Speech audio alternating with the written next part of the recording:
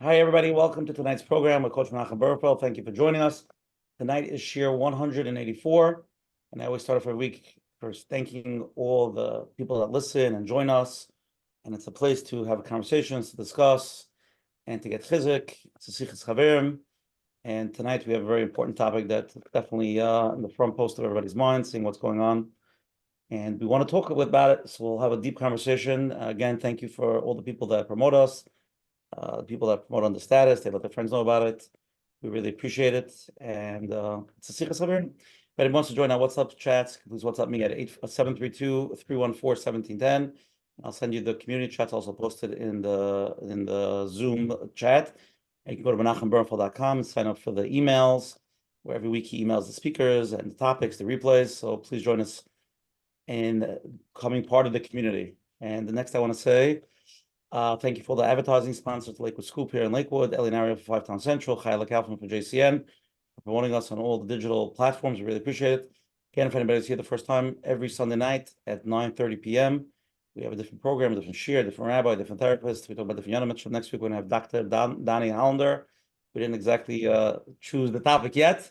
We're going to finalize it this week. I'm sure we'll send it out. It's always, he's a famous big therapist in our communities. And once we have the topic, we'll send it out to everybody. Tonight's shir is 184. I'm going to start off first with a Gamat shir for tonight. And we'll see if it ties in good to the shir. 184. Zoom share 184, understanding the challenges of anti-Semitism in college campuses. We must realize and understand, with everything going on, everything is really only in the hands of Hashem, which leads us up to tonight's Gematria. 184 is Gematria Hakol Kiyad HaMelech. Everything is in the hand of the Melech, the one and only. Okay, there's the answer. Thank you for joining us tonight. And that pretty much answers all the questions we have. Okay, so we're going to start off first with Coach Menachem. Coach Menachem, we're here tonight. And before we get into it, I just wanted to lay the groundwork. What are we doing here tonight? What we're trying to accomplish? What's the point of tonight's year? Let's go. Thank you very much. I want to welcome everyone. Welcome to another Let's Get Real, Baruch Hashem, with a lot of Siyata D'Shmaya, number 184. And we have this first to have Rabbi Greenberg back. It's been a while, but here we are. There's a lot going on. Before we go to tonight's program, the feedback from last week's program, Baruch Hashem, with Rabbi Sheis Taub, we discussed about the cycle breakers. We got a lot of feedback, and people coming saying they're not sure, they think they're a cycle breaker, and everybody in a different level. Vos mentus, what does it mean? And Baruch Hashem, we're here. We mentioned last week, before Mashiach comes, there's a lot of healing going on. And before Mashiach comes, we want to be ready. And everybody's trying to learn, to grow, to be better, to figure it out, how to do these things, Sometimes it looks a little different than what the parents did, and they're not happy. And we're trying to figure it out. And we discussed open communication, sit together, what does work, what doesn't. So thank you all for the feedback. And tonight, we're having a discussion, a little bit of what's going on in the world and the college campuses. And it's not everybody understands, but some people it's pretty clear. And the truth is coming out, something that they didn't let them talk about, didn't let them show the real colors, but it's so hard to figure out and how to deal with this. What are we supposed to do? What does Hashem want from us? So it's a Eis Tzara, where Hashem is taking us and shaking us up and reminding us that we're His nation, Klal Yisrael, and we have to, become proud who we are, try to do better, and try to figure out what does Hashem want from us. There's a lot of fear of where this is going. We're all living in that fear, from our grandparents, our parents, and us, and whoever believed. We're sitting here in America, and Baruch Hashem, everything is working out, and we're davening and learning, but to be in a situation like this where everybody's shackled, whether it's America and what's going on in the world. So all we can do is turn to Hashem, like we heard from the Gematria. We have to start davening and learning and being better. And that's all Hashem wants from us, the connection. And we do see a lot of Nissim. We see Nissim every day. And for those who follow the news, but on the other hand, where is this going? What does Hashem want from us? And there's a lot of questions.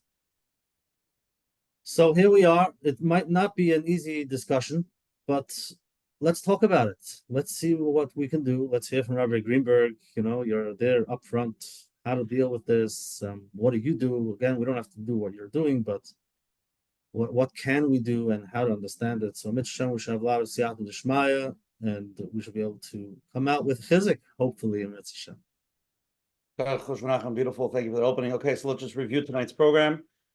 Tonight's program, we outlined it as understanding and addressing the challenge, navigating the wave of anti-Semitism on college campuses, a discussion by the rabbi from Stanford University.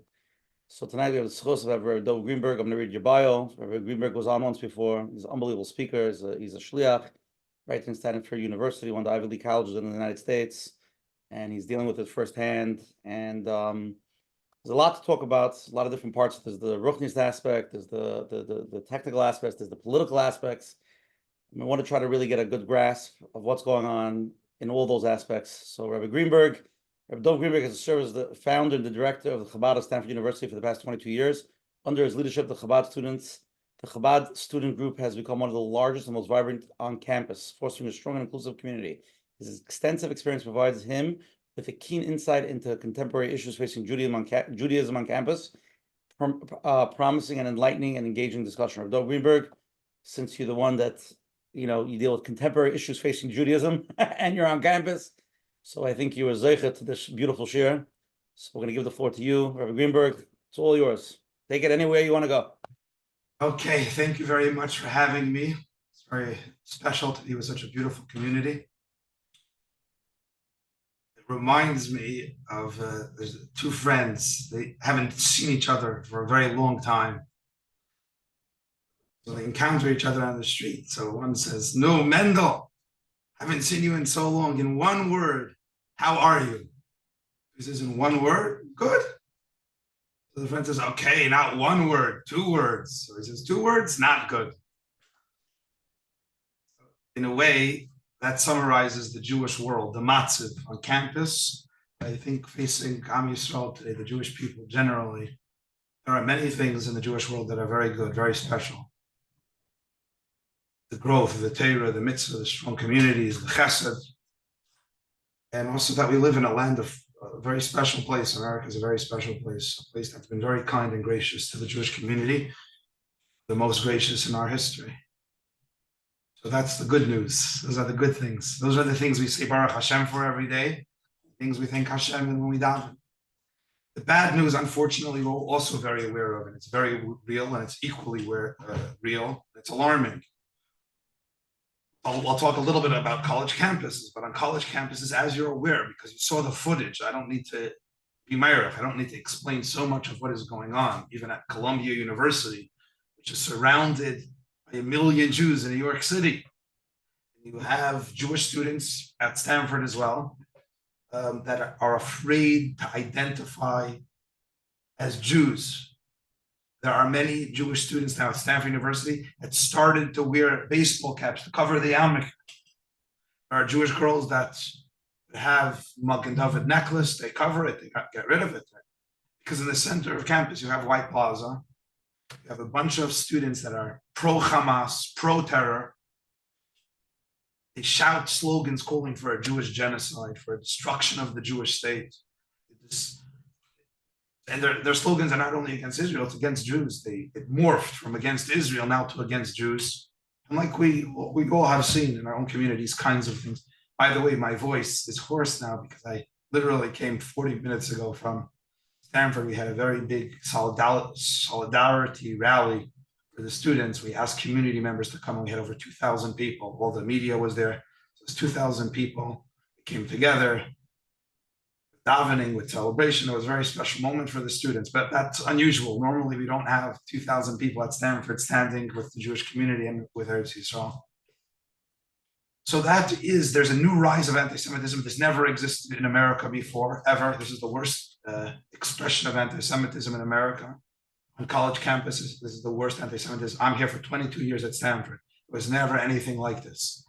Stanford University would never allow, if you would ask me a year ago, is it conceivable that Stanford would allow students to run around calling for a Jewish genocide? They won't respond. I would say it's not possible. I mean, I'm going to ask you to think about something for a moment. It's not so nice, but just to give it perspective. I'm going to say a slogan that's not a pretty slogan. The slogan goes like this. Let's see. From San Francisco to DC, no blackface, we will see. Students would run around with banners like that at Stanford. They would be expelled before they got to their dorm room. There would be censored, racism, such hate against Black people. You don't want to, whatever, of course they would allow for free speech, but they would come down on those students or those groups of students so quickly, so harshly, and rightfully so. But when it comes to the Jewish people, now we're seeing anti-Semitism in a very strong way, that the university is allowing real anti-Semitism to grow, and it's like a virus. It's spreading very powerfully. Let me say something about why anti-Semitism is so powerful on college campuses. And also, when I say college, I also mean in many of our cities as well. Why the Jewish world has missed it or has such a hard time figuring out what to do and how to respond. And why also the non-Jewish world is having a difficult time with it. So I'll describe the nature of it. So we'll discuss it just for a few minutes and then we can open up to questions.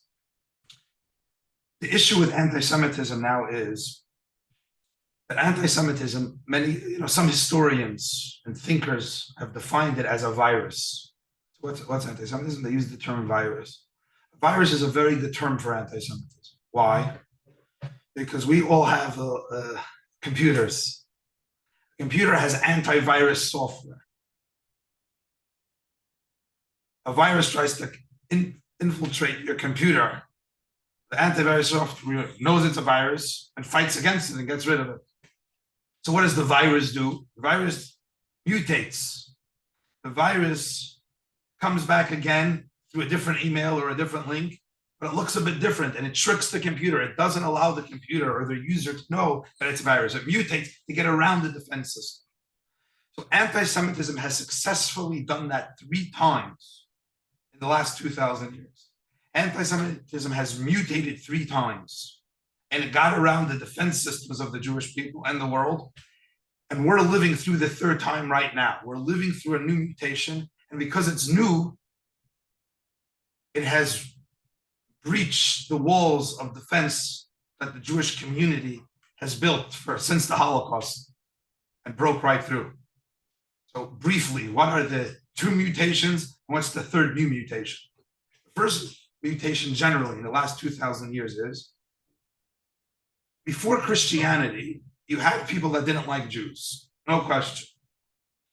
But the people that didn't like Jews didn't like many other people as well. They fought against Jews, they fought against other people, conquerors. Like the mafia, when they kill somebody, they say nothing personal. We're going to conquer. They conquered this country also will conquer the Jews. It wasn't so personal. With the rise of Christianity, and everybody who knows Jewish history, we know how true this is and how tragic it is. With the rise of Christianity, anti-Semitism in many Christian communities and in many Christian teachings, not all, of course, there's always good Christians. We're talking about where a lot of anti-Semitism came for 2,000 years in Europe. There's a whole bunch of English words, by the way, that have entered our vocabulary because of Christian anti-Semitism, like ghetto, autodafé, pogrom. These words came literally Christian anti-Semitism. So Christian anti-Semitism was personal, it mutated. It was about religion. Suddenly the Jews are hated. Why? Not because nothing personal, because you deny a new truth, they say, or a new teaching, or a new Messiah, they say, etc., etc. They said, you are people that are destroying what is holy, what is good. It's personal and it's deep and it's about religion. So anti-Semitism became a religious hatred. Anti-Semitism and Christian. So that went on for a very long time. And again, if you open up a Siddur or the Haggadah, you have lines as a response to the Shvei Chamascha al Hagayim, was put into the Haggadah after the Crusades, 1097, 1100s. That's where the first time we find the Haggadah Shvei Hamascha. God help the Jewish people who are being attacked by the neighbors, the people who are destroying the Jewish people. In Shul Nosef, every Shabbos, there's a whole tefillah that we say, Nikmas dam avadecha hashafa. God, protect us, defend us, help destroy those that want to destroy us. That was a response to the Crusaders killing Jewish communities. Okay, so that was mutation one. Now let's jump a bit quicker. Mutation number two. And again, the Jewish world was thrown off. This gets to many of our grandparents experienced this. In Germany before the war, go back 50 years before World War II, so let's say late 1800s, early 1900s, anti-Semitism completely changed and mutated. The anti-Semitism that went through Europe and Germany and led to the Holocaust, although it used past Christian teachings of hatred, it incorporated some of it, but it was not Christian anti-Semitism in terms of a religion. It wasn't, we hate religious Jews. The Holocaust was against Frum. You didn't know. The Holocaust was against every single Jew. It didn't matter if you were religious or not religious, what shul you went to or no shul. The Holocaust, the German anti-Semitism, moved from religious anti-Semitism to racial anti-Semitism. It was about genetics. It was a pseudoscience, social Darwinism, and a pseudoscience about race. The Jews are an inferior race. They're poisoning our race. The Jew has to be destroyed. Everyone, children, men, you have to get rid of the Jew. It's a racial thing. You can't convert out of it. That was the Holocaust. Now the Jews in Germany and many other places were caught off guard because we all heard stories, sometimes from Mishpacha, of our own grandparents or parents saying we couldn't believe it was going to happen in civilized Europe, in Enlightenment, with philosophy. Does that make sense? Christian anti-Semitism? Nah, people don't believe that anymore. So the Jews were used to a certain kind of anti-Semitism, but they weren't used to a racial anti-Semitism that suddenly many people in Germany are going to buy into. They're going to believe this racial anti-Semitism. They didn't believe it. So it was a new virus, mutation number two, and it caught the Jewish people off guard. Now, the Jewish community, since the Holocaust, for 70 years, so much of the Jewish world has been teaching ourselves and others, never again. Genocide's the worst possible thing. You can never hate another race. Jews have been fighting against this idea. To say, I want to kill a Jew because they're Jewish, like Hitler, the Jewish world was very much teaching the world that can never happen again. And that's what we've been focused on. Suddenly, the haters of the Jewish people who want to destroy us came up with something rather ingenious, very dark, brilliant, evil, genius, Amalek-like. They came up with a new way of destroying the Jewish people. And they came up with the new anti-Semitism. And the new anti-Semitism has three propositions. There's three parts of the new anti-Semitism. Part number one is every single person, nation, every nation could have a state. There's over 100 Christian states. There's over 50 Muslim states. There's one people that are not allowed to have a state, and that is the Jews. Their state is not legitimate. So Eretz Yisrael, our homeland, with the deepest record of us being there, and with every claim every other nation has plus more, new anti-Semitism is proposition one. Every people could have a state, except the Jewish people. The Jewish people's state is evil. They can't have it. It has to be destroyed. Proposition one. Zionism is evil. Eretz Yisrael is evil. Proposition one. Proposition two, every single Jew and every single Jewish institution is a Zionist institution. It could be a kosher deli in France, and will target you and kill you because you're a Zionist stronghold. It could be a student at Stanford University. We can target you and yell at you and intimidate you because you're a supporter of the evil state that needs to be destroyed. So because every Jew and every Jewish institution is a Zionist front, every Jew is a legitimate target. And here you have the new anti-Semitism the Jewish world was unprepared for. He switched. No, we don't hate Jews. We just hate your state. You're not allowed to have a state. Every Jew is a representative of that state. And now religion. So the Jewish world is busy. Oh, they don't hate us. They don't hate our religion. They don't hate our race. They hate. It's a virus. They can't use the old language. They use a new language. But what is the result? What's tachlis? What's the end? The end is we have to destroy the Jews, every Jew, every soul, every Jewish person, and Eretz Yisrael. That's the end result. The Jewish world is busy and a bit confused over this certification. And now I'm going to conclude this piece with something very, very important. Very important. Which I'm sure some people want to ask this question.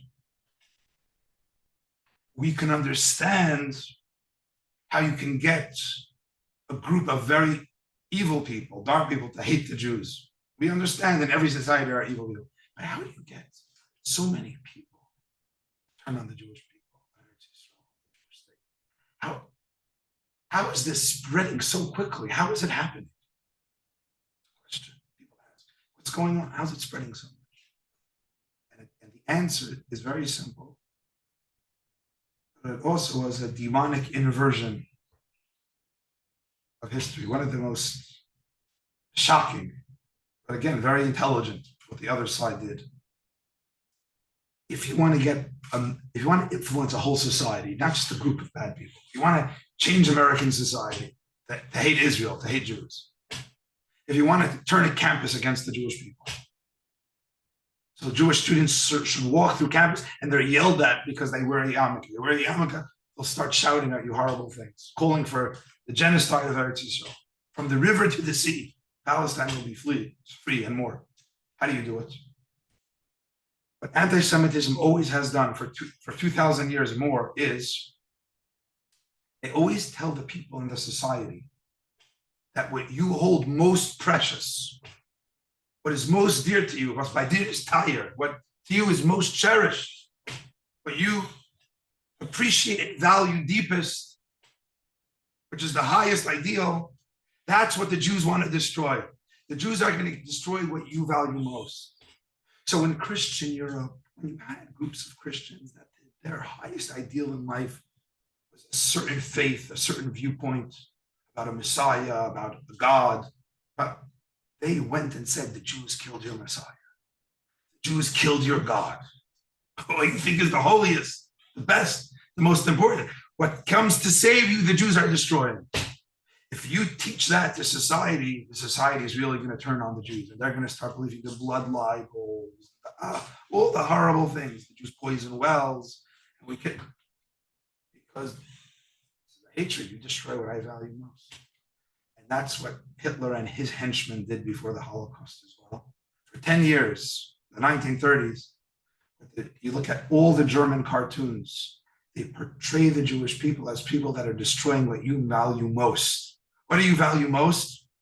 Not Christianity, not the faith of Christianity. You value most nationalism, German nationalism. You say Germany should be a beautiful and powerful nation, right? Guess who's destroying, poisoning your race? Guess who's destroying your nationalism? Guess who's destroying the fabric of German families, the Jews that are poisoned? They're destroying the things that you hold most valuable, your idea of the Aryan race or progress, and therefore we have to get rid of the Jews. And it worked. Now, sadly, friends, I have to be honest here, I'm at Stanford for 22 years. The anti-Semitism I see at Stanford never existed before, nothing close. It's the worst anti-Semitism America has ever seen in the history of the United States of America. How are they doing it? What the anti-Semites are saying today, brilliantly, what they're saying is, what you value most, what do Americans value most? What do students on college campus value most? I'll tell you. Equality, liberty, love. What's the most evil thing to the student on campus? Racism, bigotry, genocide. So what did the anti-Semites do? They said Israel, the Jewish state, is guilty of all those things. Israel's a genocide state. Israel's apartheid. Israel's guilty of all these crimes. And if you believe in progress, if you're a progressive, if you're a liberal, Who then do you must hate? You should hate the Jews. So they inverted it. They took what? Israel is the one democracy in the Middle East. Israel is all about generosity, kindness, chesed, freedom, equality, liberty, beautiful things. But the anti-Semites spread lies and they say what you value most, the Jews destroy. And it's working. A lot of the young people, a lot of the writers in the New York Times, and the CNNs of the world, even the President of the United States has faltered this past week.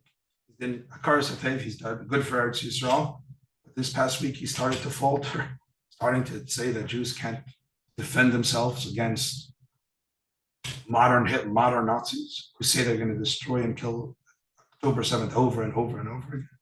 So that is the, what should I say, there's the good news that there's still tremendous freedom and opportunity in America, and Jews have it very, very well, mitzad echad, one side. On the other side, we have to be honest. The Jew has to be honest. Yiddishkeit's about honesty. Psychologically, it's about honesty. Emotionally, it's about honesty. In Torah, we do not lie. We don't lie to ourselves or to others about ourselves or about others. A Jew has to look at history and be honest. We're living in Eish, Sarah, Iliyake. Anti-Semitism is rising. The face of college campuses has radically changed. Many, many Jews on every campus are fearful, literally fearful. We have to have security guards. We have in Chabad House a security guard every program in the front of Chabad House. We have an undercover guard inside Chabad House because Jews are afraid. Every week, Rabbi, can I come? Can I walk with a group of students? Students are afraid to walk through many universities because they're shouted out. They're surrounded by students that yell and even started to push, use violence.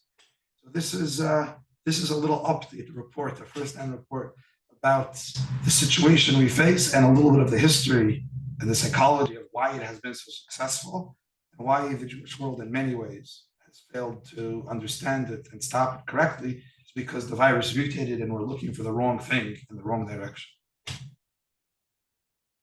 Okay, Rabbi Greenberg. A lot of questions. We're going to start with a poll. Let's take a poll from the Olam, and then we'll get into the questions. If anybody wants to ask live, we have Rabbi Greenberg here, who's firsthand there. You know, just so much news. Even today, you know what Jerry Seinfeld, right? You heard about that, right? I didn't hear. No, he was spoke by one of the campuses, by the colleges, and a bunch of chavos started booing him. Oh, we had our own rally, so I didn't. A Rav Jerry Seinfeld got booed. Yeah, that's how far it's going. Like Duke University. Yeah. Like I said today, even somebody who Jerry Seinfeld is he's not Mr. Right Wing from Yid, but he identifies with Eretz Yisrael. So now he's a target. So he's an icon of Hollywood. But today, you represent Israel, you defend Israel, which is a democracy. You get booed. That's in the mindset of a student. That's how far it has gone. So what would be worse if Israel would be like if we said Israel is not pro what's it called global warming? Would that be worse? Maybe they would say that that they're not doing recycling. I didn't hear. You have to repeat it. You would say Israel doesn't do recycling, is not pro global warming. That might be worse. Yeah. Okay, let's get the polls. 2 poll questions. Here we go. Number 1, how does the current chaos in the world affect you? Very general question. 3 possible answers. Answered, which one you think resonates with you the most. Number 1, I don't listen to the news, so it's not affecting me. Number 2, I see this as a phase that will eventually pass and transition into the next thing. Number 3, I fear this chaos is reminiscent of the early stages of the historical events like the Holocaust. Second question, what do you think we should do about the anti-Semitic actions happening around the globe? What should we do about it? Number 1, emphasize the Torah, tefillah, prayer, tzedakah, promote solidarity, to give ourselves chizuk. We should have our own peaceful protest to stand against anti-Semitism, to raise awareness of its harmful effects. Should we do the same thing? Go in the streets and really. Number 3, reconsider locating to Israel as a means of finding safety and security amidst the rising anti-Semitism. Rabbi Greenberg, no? Eretz Yisrael, what do you think now? I'm never going to tell. I'm never going to say a person shouldn't go to Eretz Yisrael. Eretz Yisrael educate individuals in engaging in anti-Semitic actions to force understanding, combat prejudice. Sit with them and let's educate them, and we'll give them there's something to work with. Should we do that? Oh, so you're asking me, sorry. I was No, there's a poll. This is what I'm asking the question. This is what I want to see what the Ilm has to say. Then we'll excellent questions. Excellent questions. yeah. Okay, those are the two questions. Answer to the best of your ability. No right and wrong, just an opinion. And anybody who wants to ask the rabbi a live question, text me, please. Live questions go first. You can ask anything. Greenberg is very knowledgeable, and everybody has their own questions to ask. Okay, we're gonna get to the answers. Okay, Rabbi Greenberg, we'll go through them, and we'll hear your opinions. Yes. Okay, so we're gonna share the results. So, how does the current chaos in the world affect you? 11% of the people say they don't listen to the news. It's not affecting them. 25% of the people feel this is a phase that will eventually pass and transition into the next craziness in the world. You know what I mean?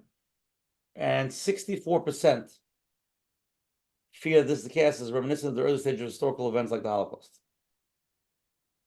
Not good numbers.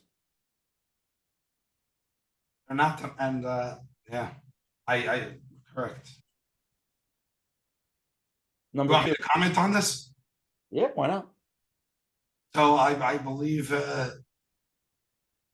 I think the third option, I fear this chaos is reminiscent of the early stages. I think that's exactly accurate. It's strikingly similar.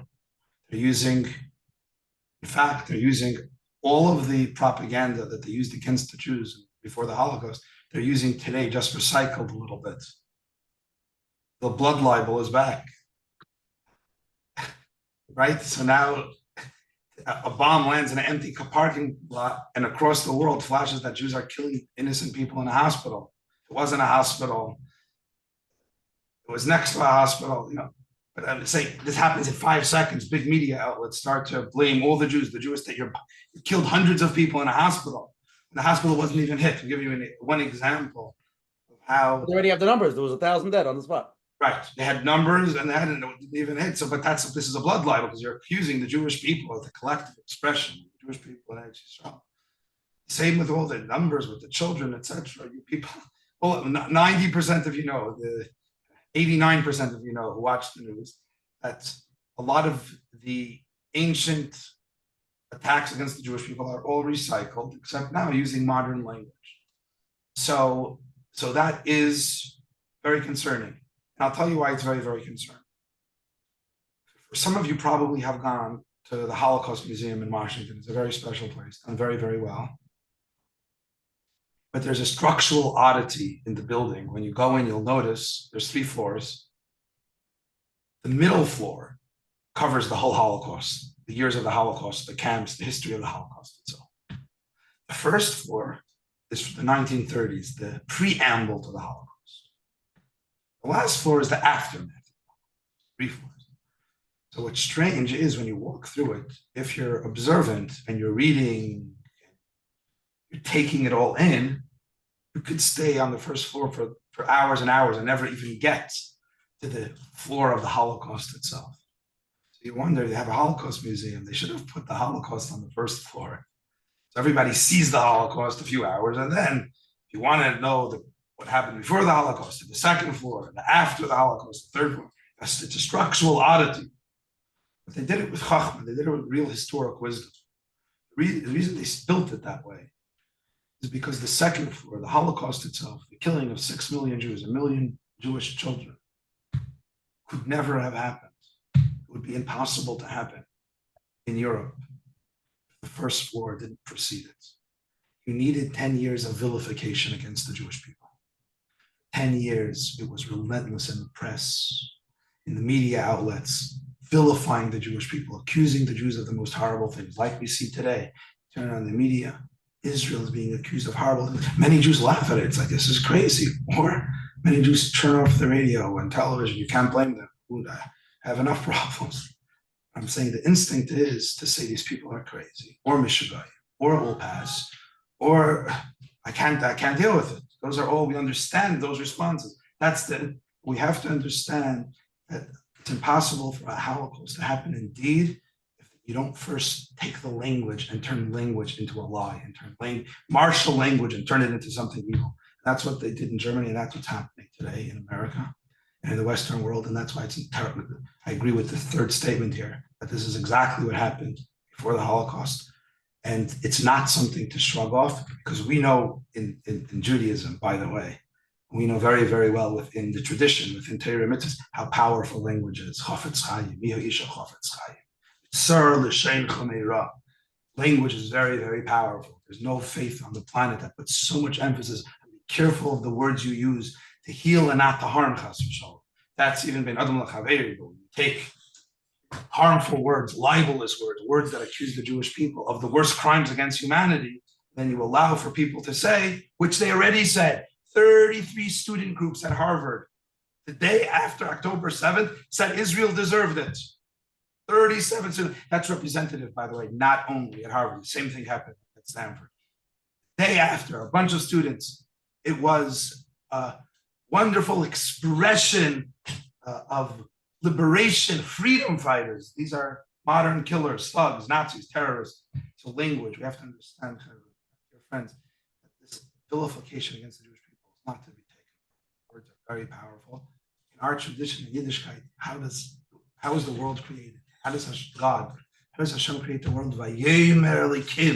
And God said, and the world was. Words are so powerful, they create worlds. And you know what else? Words destroy worlds also. With a word, you can build a world and a life and a heart. You also can destroy a life, and you can destroy a whole people. Words are very, very powerful. That's we say the some by the Ketores every day. One of the things of the Ketores, you know what I'm talking about, Rabbi Greenberg? By the Ketores, he say the Kohen Gadol spoke to the Ketores. He said, Ketores, you're good, Ketores. So he asked, what does it mean you're speaking to Ketores? You're speaking to spices. Yes. The Kohen Gadol used to speak to the spices and say, you're good, you're good. It's not even a person. So the powerful of the words, if you tell the spices that it's good, he gives a nachas to the spices when they burn for the Eibishter. Alachas kam v'kam to a person, and you use words, how powerful it is. Yeah. So that's Jews have to make sure that the proper. We have to fight against words of hatred and replace them with positive words. What do you think we should do about the anti-Semitic action happening around the globe? So 73% of people feel Lamaisa, it comes back to Torah, Tefillah, Tzedakah, charity, learning and prayer. 4% of people feel that we should do protests. 90% of people consider relocating to Eretz Yisrael. 5% people believe in educating anti-Semitism and actions like to sit with them and explain them and to teach them. So it seems like most people either feel like turning to Hashem or turning to Eretz Yisrael, which is also turning to Hashem. They don't feel like doing like nobody feels like handling or dealing or explaining. We're not dealing. I think everybody here on the same page understand. This is not a conversation. And I mean, I watch any of the debates, whether it's this show or that show.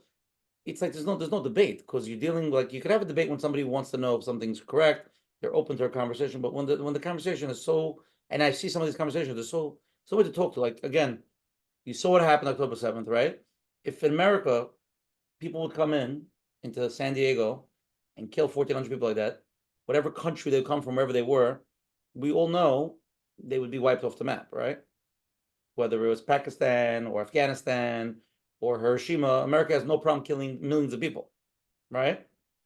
But when Israel is going to defend itself against terrorists, they're not allowed to defend themselves. They need to be slaughtered to the worst degree of slaughtering. So even to have a debate about it is very, and then they get blamed, like you said, for October 7th is really their fault. So over here, I want to say something I think that's very, very important for the Frum community, for people that are close to Torah and mitzvahs and Eretz Yisrael and Hashem. I think it's very, very important. Of course, a Jew always responds with Torah and Tefillah and Tzedakah, Tshuva always.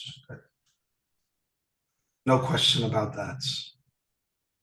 But I would like to ask each of us a very simple question.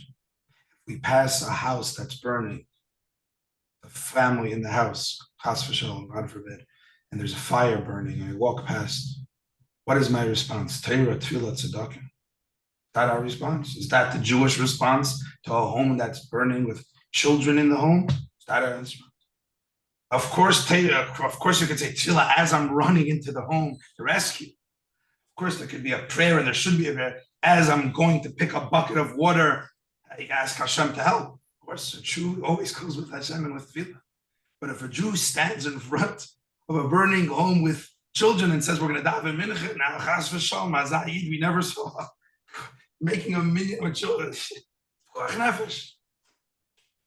So what I want to say is that it's very important for a Jew to understand that society is burning now. It's burnt a fire. There's a fire burning out there. But every single one of us has a vital role, literally. Everyone could play a role, has a role to play, I should say, in making a difference. What do I mean? Again, this is very, very important. Everybody can play a role. In addition to Torah and Tefillah, to enhance the Torah, and that is, I came back from Stanford an hour and 20 minutes ago. We had 2,000 people from the community and students, and it was very, very, very special. But I know the campus well and the student body very well. I noticed hundreds of students who are normally not involved. They came, they were riding on their bicycles, thumbs up, yay, beeping their horn. Hundreds, mostly non-Jewish students, all praising it. Normally, and this is, I can't overstate the significance of what I'm about to say. The vast majority of Americans, the vast majority of students at Stanford are for Israel and are pro-Jewish people. The vast majority. Correct. Let's say 70%. Giving you 70% of America, if you go and knock on the door, they're going to say, we love Israel, we love the Jews, you're right. What Ushi was saying before is 100% true with the haters. Whatever the percentage is, let's say there's 10%. By and large, a waste of time. We don't have a shpach, we don't have we're not going to win an argument. So look at the world, the Jewish world and the non-Jewish as a pie of pizza. A bunch of slices we can influence. You have one slice, Jewish, pro-Israel, from, beautiful. That's one slice. Then you have one slice, let's say the opposite. They hate, they're haters. We can't change them. The majority of the pie, each one of us can influence. We can influence them just like if we're in business. From is in real estate. He keeps in mind, a neighbor, a home sale. We go over, he says a word, he drops his card. Oh, when you want to sell your house, whatever business a Jew is in, they know how to advertise, the network, in the proper way. Of course, together with Tefillah, probably when they daven, they ask Hashem that their efforts should be successful. They should have more sales, they should have more parnasa, they should be able to give more tzedakah, etc. So similarly, when it comes to Eretz Yisrael, when it comes to anti-Semitism, which if this is not stopped, it will create real sakana and real danger to all Jews in America and in Europe and Eretz Yisrael. Again, I don't want to, it's a different topic, but we're talking about real pekuach nefesh. We're talking about real danger here. But if each one of us says, in addition to Torah and Tefillah, I'm going to find ways to make the case for Eretz Yisrael, to take this non-Jewish friend or this Jewish person and influence them, they should see it differently. We all have people. The majority of people we know we could influence. If each Jew does it, we change the world. The Yid always has to know that we have a responsibility. So we have to live up to it. Earlier we opened with a beautiful a line from a Gemara. It says, "Hakol bidei Shemayim." Everything is in the hands of Hashem. That Gemara concludes with "Chutz miyiras Shemayim." Everything is in the hands of Hashem. Chutz, except for the awe of Hashem, the fear. In other words, Hashem says, all is in my hand except the job I give you to do. The job I give you to do, Hashem says, I'm going to walk with you. I'll lift you when you need to be lifted. But chutz miyiras Shemayim, this is your mitzvah here. This is where you have to bring godliness and that which Hashem wants, Hashem's visions for a beautiful society. You have to make it happen, and that's all of our responsibility. So that's something that I think can't be overstated. Each of course, Torah, of course, Tefillah, of course, if somebody wants to move to Eretz Yisrael, it's always a very special thing. But a Jew, every day that one is here, has a responsibility to take some of the fire and reduce it so Jewish people could live in freedom and security. And of course, that also helps America, but that's a different issue. Okay, Rabbi Greenberg, let's get into the questions. Sarah's going to go first, and we have a bunch of live questions, okay? Hi, Rabbi Greenberg. I have kind of two questions, really. But one wrote to Usher, like, I don't know how you could reach out to these kids, because I feel like they reflect our cultural miasma right now, where you have the brains got fried on TikTok or something, and they're just not very bright, let alone informed. And I don't know. I mean, Stanford might be a different world than than some of the more public colleges, but is it even worth it to try to argue with them? That's number one. Number two, this kind of relates. I know that the Havdalah Christians are also been under attack, and I don't know if they've even tried to reason with people. You know, I know they're very supportive of Israel. I mean, just for the, I mean, I don't exactly share their, their views. You know, They have they can be a the wolf in Christian sheep's clothing, Israel but should Alliance or we? something. Yeah, I mean, is it okay to? I don't know, not to reach out to them or rely on them for a certain alliance. I don't know if they might even be better than to Yes. talk to these people. So your first point is correct. There are students at every university where they're so open-minded, their brain fell out, as somebody once put it. There is that problem. Understatement of the year. Yeah. So there is a segment, but the majority. So there's a segment of that at Stanford too. So two things. There is that group of students, and I agree with you. And what Rabbi said before, not in general, not worth discussing things with them. But the vast majority of students at Stanford you could speak to, could reason to, and for most students, all it takes is 5 minutes, a 5-minute conversation. And it's like, wow. I want to tell you today, we had 9 speakers. Everybody was supposed to speak for 3 minutes. Most of them were not Jewish speakers. Our students went to them. We had one Muslim woman spoke for a women's Muslim group against Hamas. She said, I want to rid Gaza of Hamas. And that was her whole thing. She was a Muslim woman. She spoke about Hamas. If you like Palestine, I'm a Muslim. If you like Palestinians, she was pro-Israel. We had an Iranian speak. We had a Hindu speak, an Indian speak, a Chinese person speak. So we literally had most of the speakers were not Jewish. They all represented other communities, all fighting against evil, all fighting against a modern Hitlerism, all on behalf of the Jewish people. So it was very, very special. So that's what I'm saying. And it didn't take any Kreise Chachmas. In other words, it didn't take any special talent to arrange this, or any special capacity, or any special place. It took effort, it took work, but we had a meeting with students. How do we broaden the community? Students emailed. There was one Indian student who once in a while wants to learn about Judaism. So he says, yeah, ask the rabbi, could I come? I'm not Jewish. Could I come to see how you Jews pray and Shabbos dinner? Of course you could come. I reached out to him. I said, could you bring your community? He brought his whole community. He spoke. A bunch of Hindu Indian students with a leader from their community spoke all. He started singing Am Yisrael Chai. It was very special. The Hindus all started singing in Hebrew. They learned it in Hebrew. Am Yisrael. Special. So the Jewish people, we can marshal, and we have so many allies. We need to not focus on the people that hate us. Get the people that can be our allies, and we could. By the way, when Hashem first chose Avraham Avinu, the first syllables that set all of Jewish history into motion is the pasuk. It's not a new age idea. When Hashem first chose Avraham, part of it Hashem told him, that through your children, there's going to be bracha, blessings, going to be brought to society, to civilization, to campus. So we have opportunity right now. And Lebushi or Menachem said before, Hashem's shaking us up a little bit. Wake up. You don't have opportunity anymore. You have to, of course, continue with your Torah and your tefillah, but you have to wake up. You have to change society. You have influential voices. Jews are very powerful. We have great influence. We have great capacity. We have to talk to our allies, inspire our allies with Ge'en Yaakov, with a vision of Torah, of how to build societies, of what's tzedek, what's yosher. They want to hear. They want to hear al Torah. They want to hear Torah from Eretz Yisrael through us about how to behave and what to do, and they'll come today. We had 2,000 people. A lot of non-Jews came. Very, very special. I'm using that nothing special about Stanford, just as a window into what everybody could do in their community, smaller way, a bigger way, but we can really do great things. Thank you. Okay. Let's go to the next question. Unmute. Hi, how are you?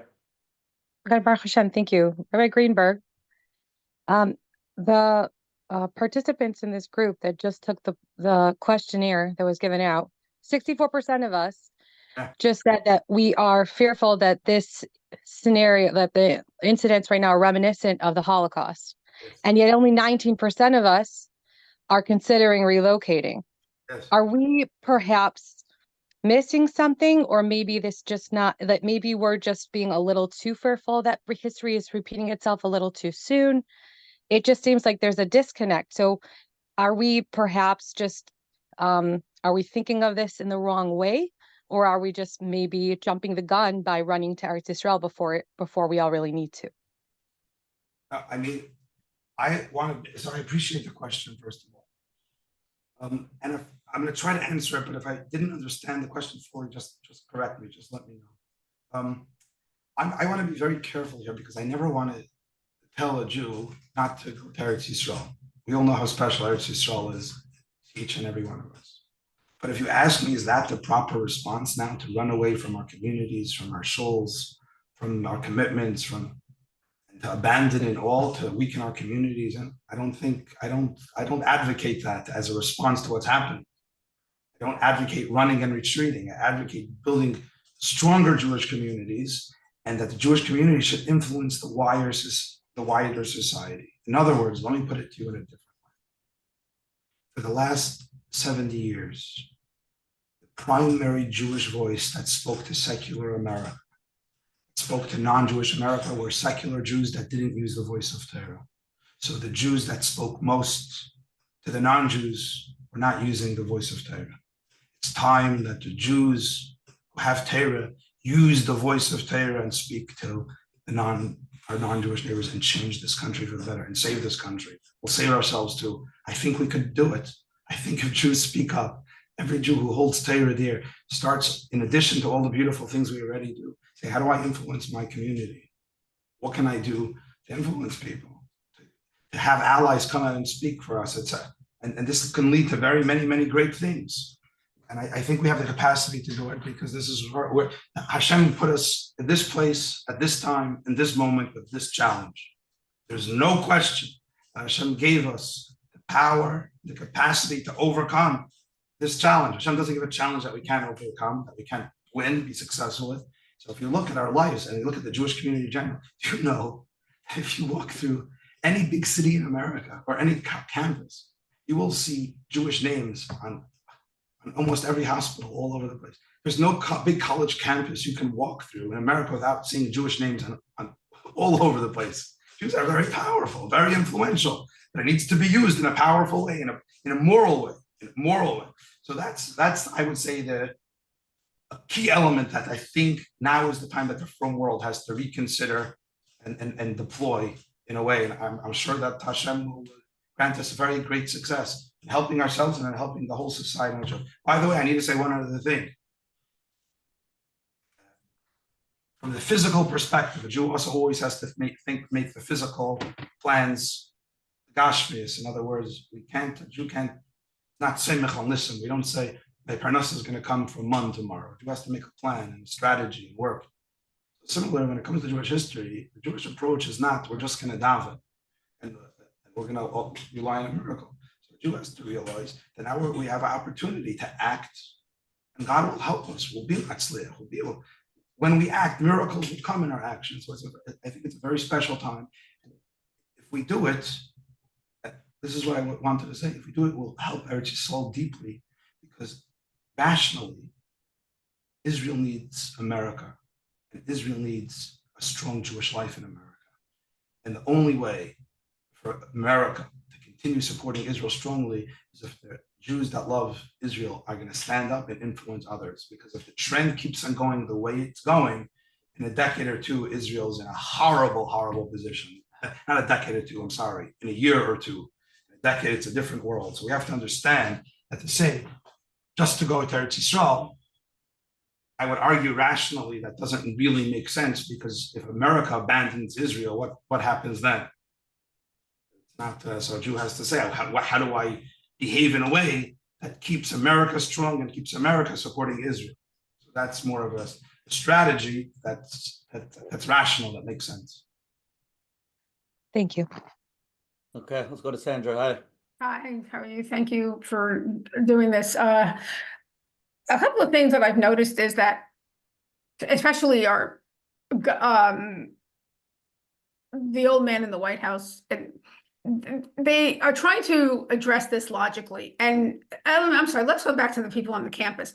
The and it is a small percentage who are rallying, whatever, and you can't argue with them, or you can't argue with them or try to reason, because there's no logic behind what they're saying. So discussions or whatever are not going to work at this point. Unfortunately, how do we get an administration or college people at colleges and police, whatever, to wake up and say, look, no, we cannot have this. This is wrong. And there is no logic. You've got to just, fight it, and that's it. I'm sorry, you're arrested. I'm sorry, you're getting deported. Your visa's revoked, which is what my favorite senator, what's his name, Josh Hawley, is trying to push through, and the 11 Republican senators who have been phenomenal on Israel's, on our side. How do we get that message through? Because that's the only way that it's going to do something, I think. Yeah, no, so both points. For your first point about not wasting time arguing with people that we can't win them over, like we said a few times, I agree there is that percentage, it's a waste of time. But just to go back, because we had this event today with very big numbers, and it was on Fox, it's going to be on Fox, and it's going to be on all the newspapers in Northern California. It's going to be on the front page of the Stanford newspaper tomorrow. So today, with this event of 2,000 people and all the media coverage, talking about hundreds of thousands of people in Northern California tomorrow, and this evening's news, are all going to see positive messaging on Stanford. These kinds of things. This is just an example. Remember, just an example. When you have strong publicity, when you have masses rising up in defense of Israel, this pushes politicians, universities, and people. This is their language. Universities' language is not, I got 15 emails from a few Jewish mothers. They know, they have experts how to respond to all your emails that are coming in. Oh, is that, so you think it's a waste of time that what we're doing? Because I do that. Time. Anything a person does proactive is good, but we have to be wise. In other words, what language does the university speak? What language does the politician speak? We all know the language. Yeah, money language. Money, publicity, pressure. So we have to be wise. Even when you have a university or a politician. So today, I'll give you just one example. Sometimes we're, I don't know, one example. So when I spoke today earlier at the rally, I needed to be careful not to say Stanford's an evil place, right? But yet wanting to push change. So one of the kind of lines that I used was the encampment. There's an anti-Semitic encampment that's all talks about Jewish genocide, Jewish hate. It's a plaza at Stanford. It's called the encampment. So one of the lines I said is, Stanford's a place of study, of wisdom, of receiving, of giving. It's a place that needs to live up to its own high ideals. What it represents.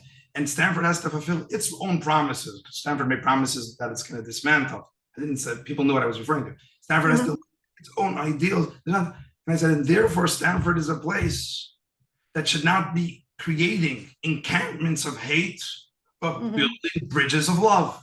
So the students in this, that resonates, they get it. And also you're pushing, you're gently, you're strongly, but you're pushing Stanford to live up to its ideals. That's a nice way to frame it. You're not compromising. You're critiquing the other side very strongly to most, because I was trying to talk to the 80%. I wasn't trying to talk to the kids in there. I was talking to the 80%. I'm thinking, most of Stanford students who are going to hear this, they're going to read the newspaper. They need to tell them. Now, I want to tell you something. I could be wrong. I'm telling you how I think. Tomorrow, when hundreds or maybe thousands of Stanford students read a line like that in the newspaper, almost every student's going to agree with that line. The vast majority of students don't like encampments of hate. They want bridges of love. So to answer your question, we have to be creative. Jewish people are very creative. Go into any Jewish kehillah. This is so much creativity. The frum world, chesed in the frum world, unbelievable. Yes. And it's endless, creative, unbelievable. So we have to now say, hello, we need to start influencing it. So we have to take our creativity, and now we need to save society, because if society goes down, we all, I don't want to say the negative. We have to wake up and say we're living. What more, let me put it this way. I ask each one of you, what more has to happen for us to say enough is enough? Exactly. I think we got up to the line where if anything else happens, we're in trouble. Because we're right there. We're right there. Columbia Columbia University sent home its Jewish students, had to close down. I could not believe, I was like, oh my God. So now let me ask you, so what else do you want to happen? What Yeah, is it? right, exactly. What else? There's nothing left. The next thing is real violence. So people, we gotta wake up here. I agree. It It is, it's, Jews have to go b'seiche here. No, Yeah. it doesn't say b'seiche beis haknesses. B'seiche here. So rise up and scream, Jews, we have to fix this. By the way, Mordechai and Esther, yep, it's very hard to find one example. All of Chazal, I don't say that lightly. Mordechai deployed tefillah first, fasting, tshuva, no question. Mhm. Oh,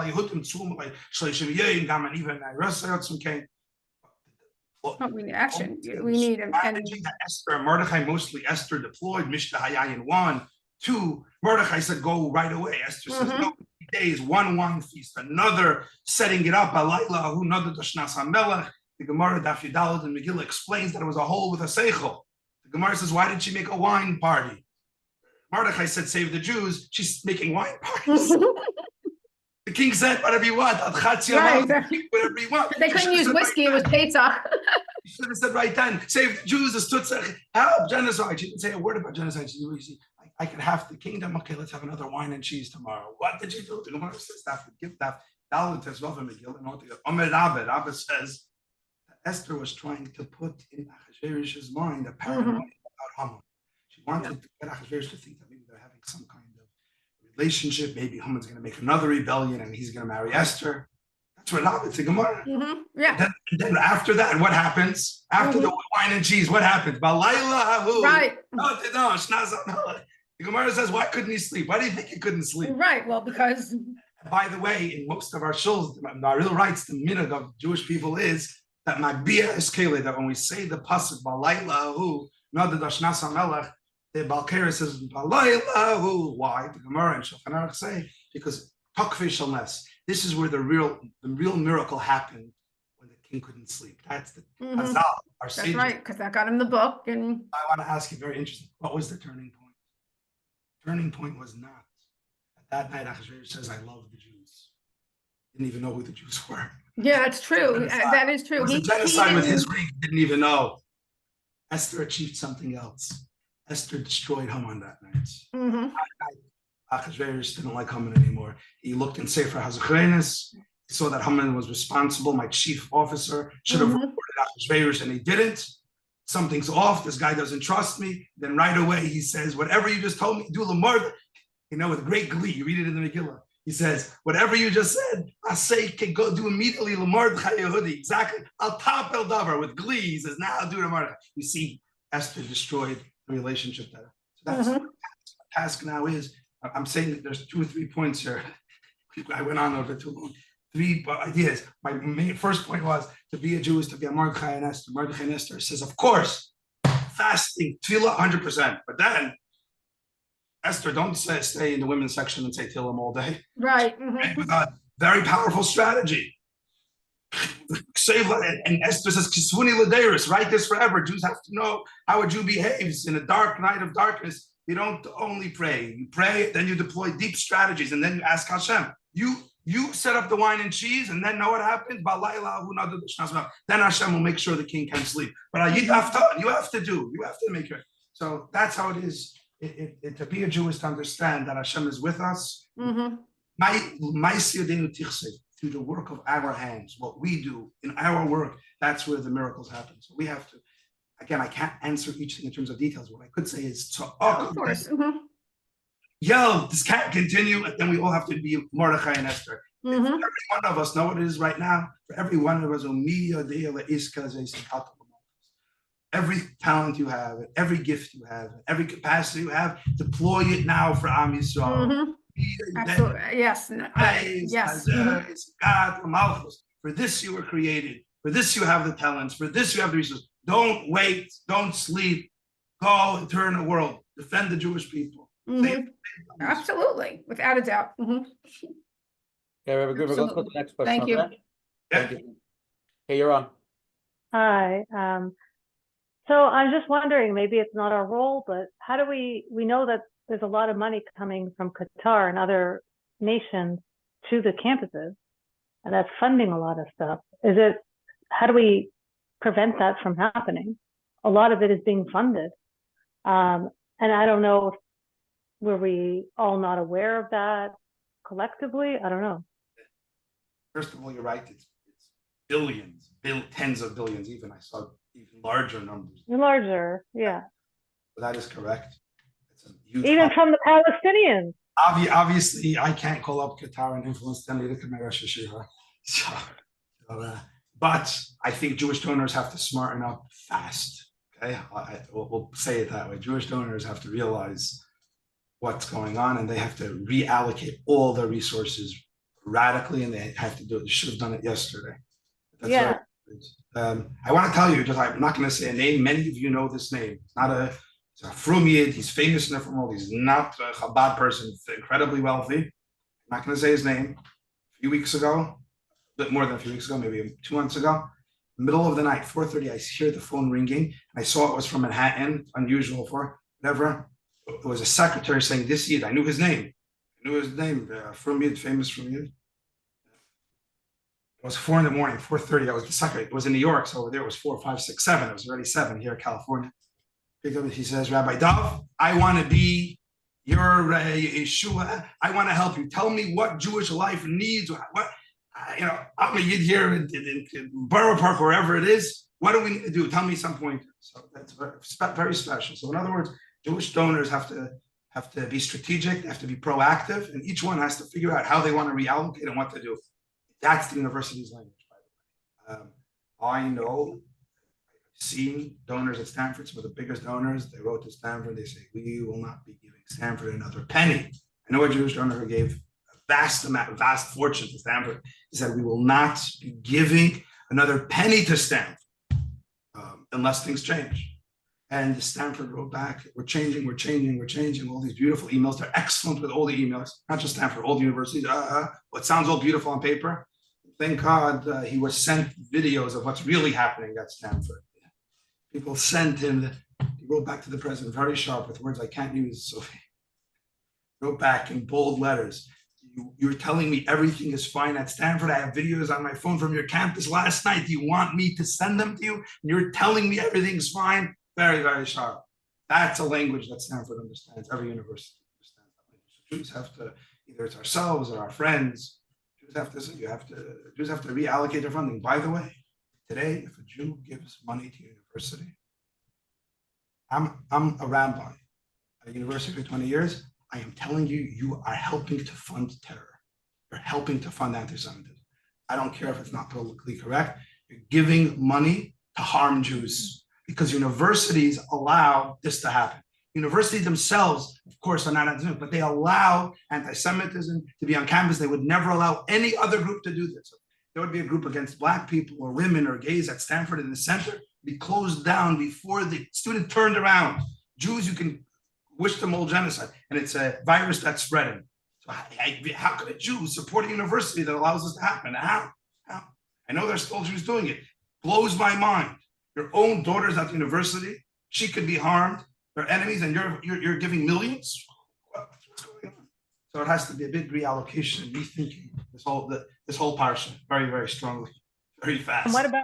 And what about alumni of these big schools? Let's say like myself, who are big donors, and we want to approach the school. I mean, without having the money, they're not likely to listen to anything. Like the school I went to sent out a lovely letter, then didn't do anything. A huge encampment was established. They just today installed such sophisticated surveillance equipment around the encampment because of the complaints, instead of taking the whole thing away. And I have to tell you, I went to undergrad at this one school. I went to graduate school in Israel during the Intifada, where a Palestinian obtained paperwork to come every day. They chose to drop out in the middle, but that was their choice for whatever reason. But in Israel, during an Intifada, there was a Palestinian given papers to come to class every day. No one harmed the person, no one accosted the person, you know, and the world doesn't see that, of course.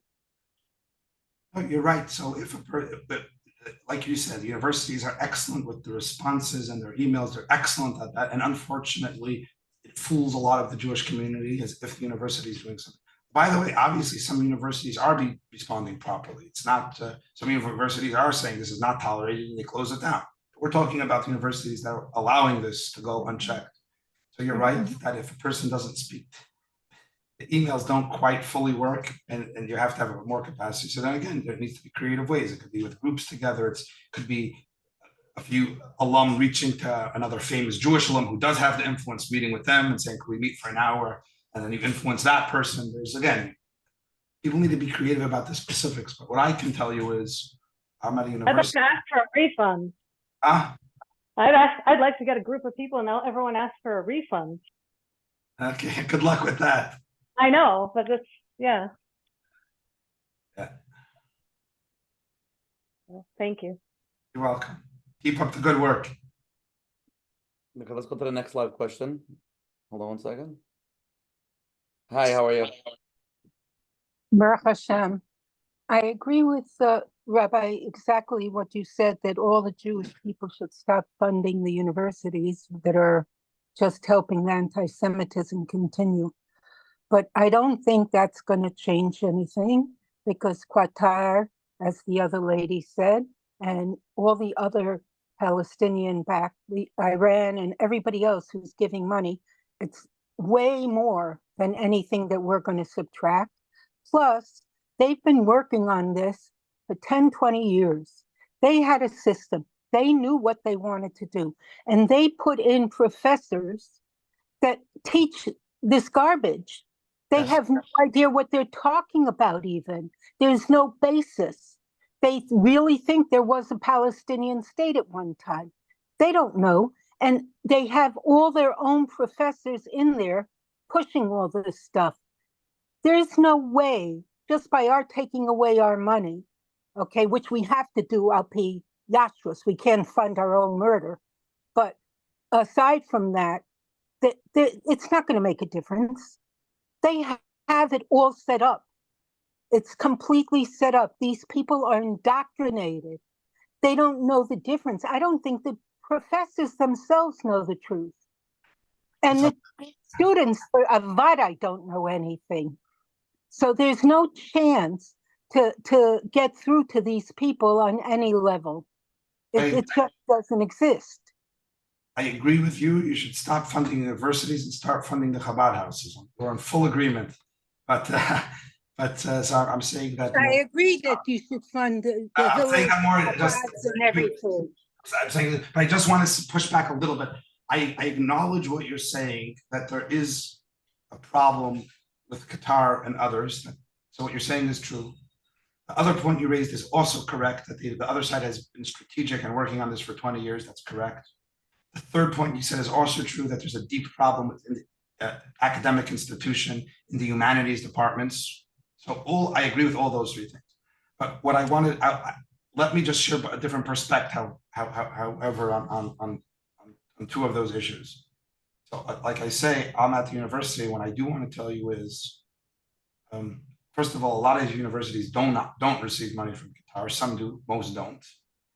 But I know for a fact that when big donors pull back their funds, and when they say they're going to, if Stanford doesn't change, in other words, we want to support Stanford, if Stanford lives up to its moral ideals. If Stanford's going to become a place of hate, and this is not the Stanford we want to fund, they speak that language, and that does push them, and the change does come that way. So it does have an impact. I have to tell you, it does have an impact. Not funding the university has a massive impact. By the way, if all the Jewish community would do that, universities would change. The majority, I want to tell you something that I know also, the majority of Jewish donors at Stanford are still funding Stanford.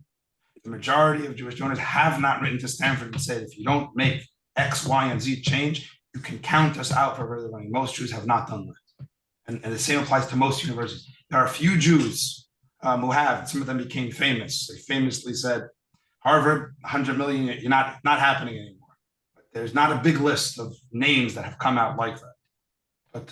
But by the way, even to point out, It's not exactly a perfect analogy, but look what happened at Harvard. You had the president that allowed horrible hatred, and then in front of Congress, she said she couldn't condemn calls for a Jewish genocide as harassment. The senator said, so what has to happen? The genocide has to start happening, and Harvard's going to condemn it. A few weeks passed and she wasn't the president anymore. There were other issues there, but the ball started rolling when big donors step up like that with a moral argument. It's not a blackmail. How can you have this person as a leader of a moral university? This is not good. So what was his name? What was the Jewish person's name I'm referring to? The wealthy guy? I don't know. Ackerman. I know who Bill it was. Ackerman. His name was Bill Ackerman. $100 million. He said he's not going to pull back from $100 million commitment or something of that nature. So that's just I'm giving you, illustrating that changes could happen when Jews step up and use the right methods and the right language. Of course, we're not. Some cases where guy's not Jewish. She's not even Jewish. She was fired. She was fired not because she wouldn't stand up for the truth. That's what I said. I said it wasn't exact. Yeah. She was fired because people like Ackerman started to rise, and they found other problems with her issue. Usually when somebody is like that, that's not their only issue. But right. Without Ackerman, it wouldn't have happened. In other words, there was a groundswell at Harvard rising up and saying, what is going on here? This is a president. This is what she says. And then other things were launched and moved very rapidly. So my point is, but I know from Stanford anyways, firsthand that it doesn't. So what I'm trying to say is, not that you're wrong. In other words, you are right that we can't solve the whole problem tomorrow. I agree with you. There are other sources of funding that are problematic. I agree. But my key point is, no, we can make a massive difference. Each one of us, especially Jewish donors. The worst position for the Jew to be in, the most un-Jewish position is we can't do anything. We can't make a difference. We can't make a difference, and we really can make change. And that's actually the truth on the ground, despite the correct challenges that you raise.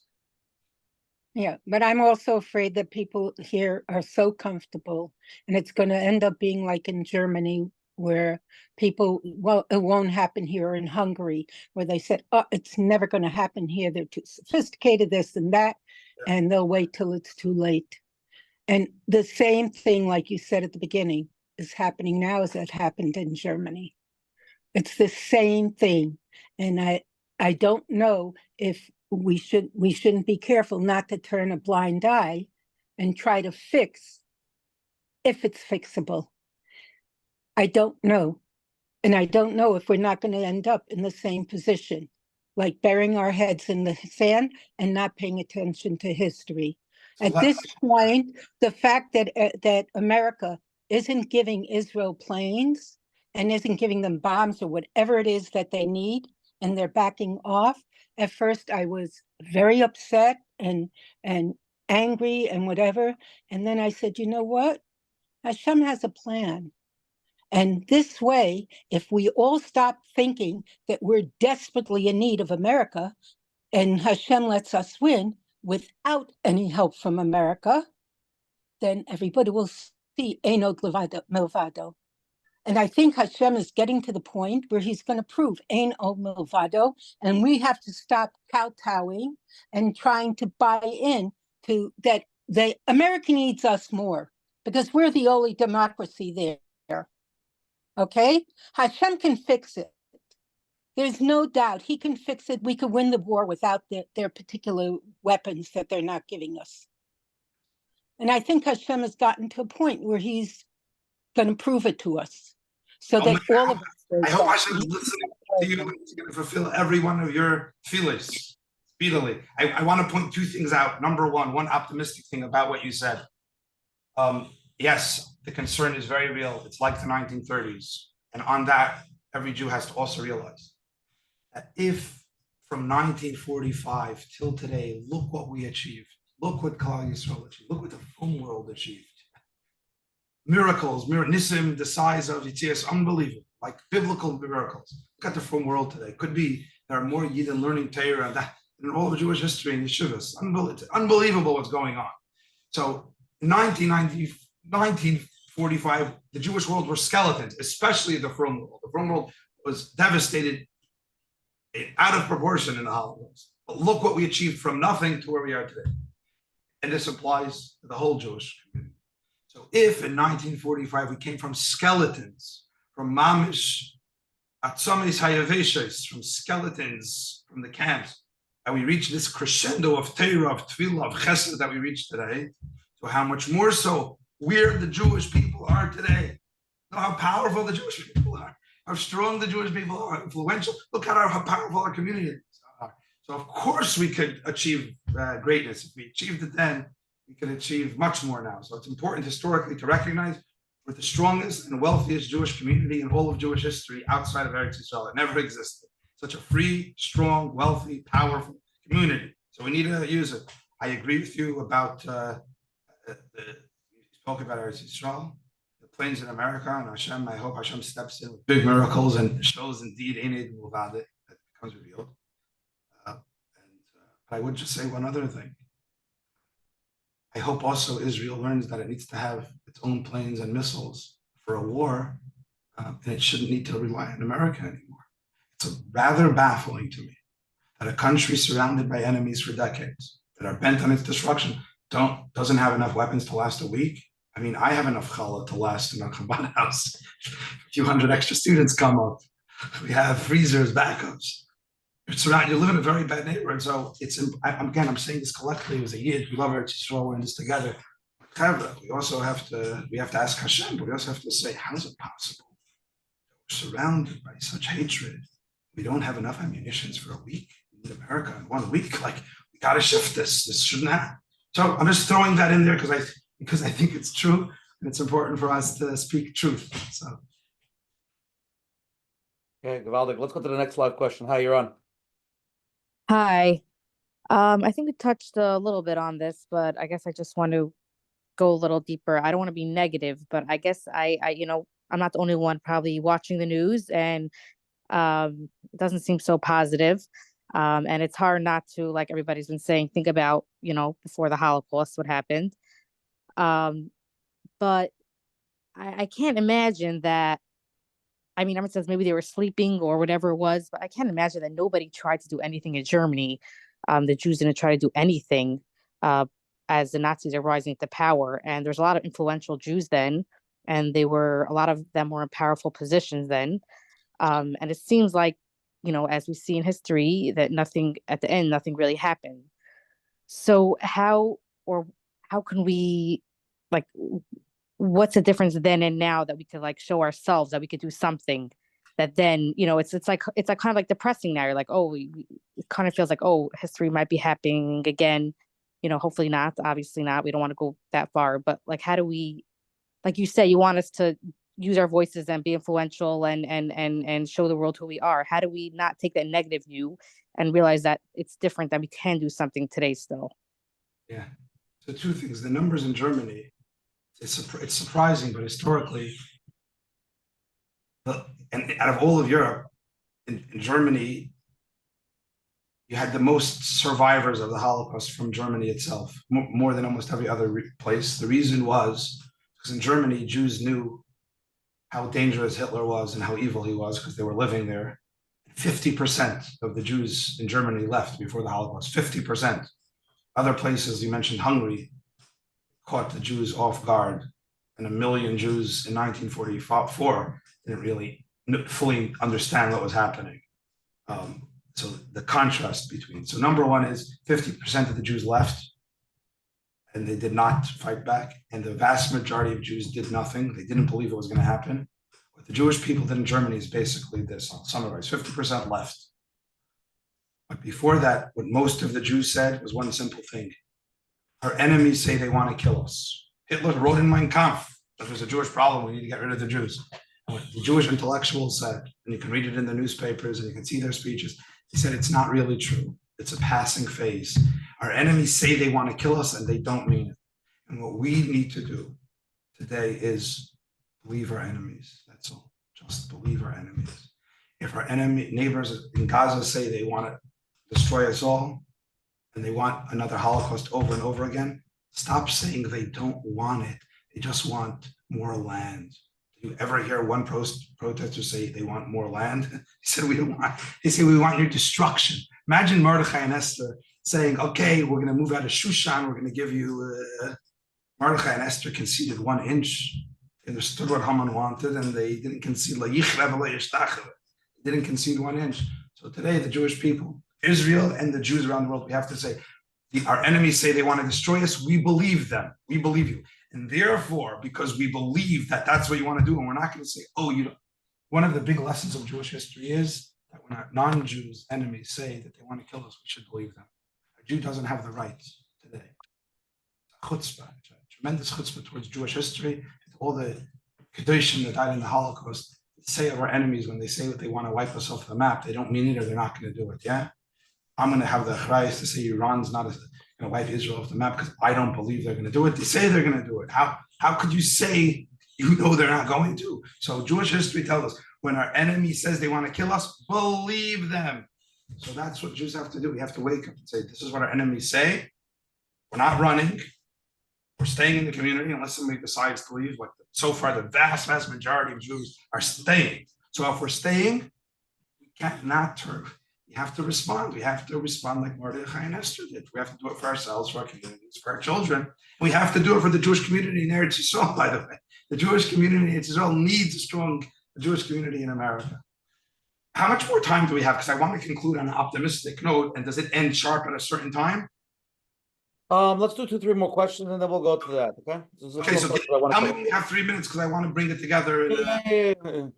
Huh? Yeah, don't worry. We'll end on a positive note. I don't want everybody to say that. Everybody who's here, don't leave with the negative. Wait for the positive. I don't want everybody to say they heard this Chabad rabbi at Stanford and he sounded like Echa. Yeah, exciting. Let's just cover this is a more therapeutic point of view.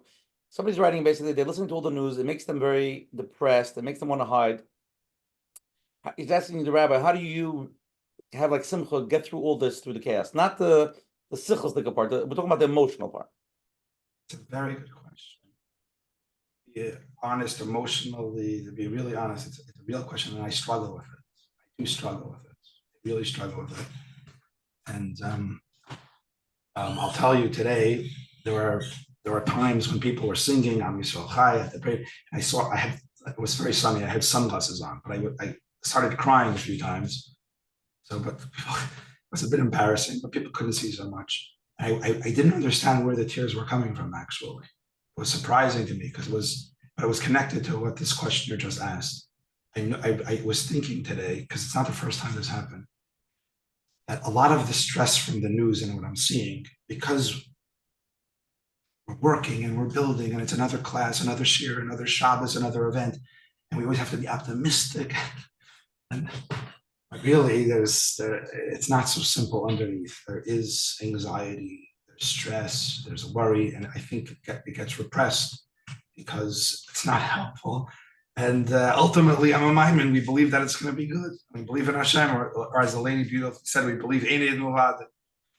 To be honest, it is. There are emotional issues here that even if we don't realize, suddenly pop up on a Tuesday. I mean, when somebody's singing Am Yisrael Chai, suddenly you're crying. What's happening? You go to Coach Menachem. Something's amiss. So I can tell you what for me works. Again, this is just personal. If at a certain point, if I don't take, I learn every day. Obviously, every youth learns every day. I have shiurim every day and davening every day. That goes without saying. But if once or twice a week I don't take an extra hour or two in addition, then I just need to focus on more learning, whatever it is that I like learning in Yiddishkeit, extra kind of davening, literally as learning as therapy. Then I start. If I don't do it for a few weeks, I start becoming kind of depressed and cynical. Start becoming cynical. And so my answer is you're right. And Luli Teira Shashriya, without Teira, it would be a problem. So that's what I can tell you personally. But also that said, it could be a person does need to go to a smart, good from therapist to help with certain things, certain issues, because this is real stuff. For me, I don't think I need that yet, but who knows? That's what they all say. I'm okay, but everybody else? I think I'm good. It's all good.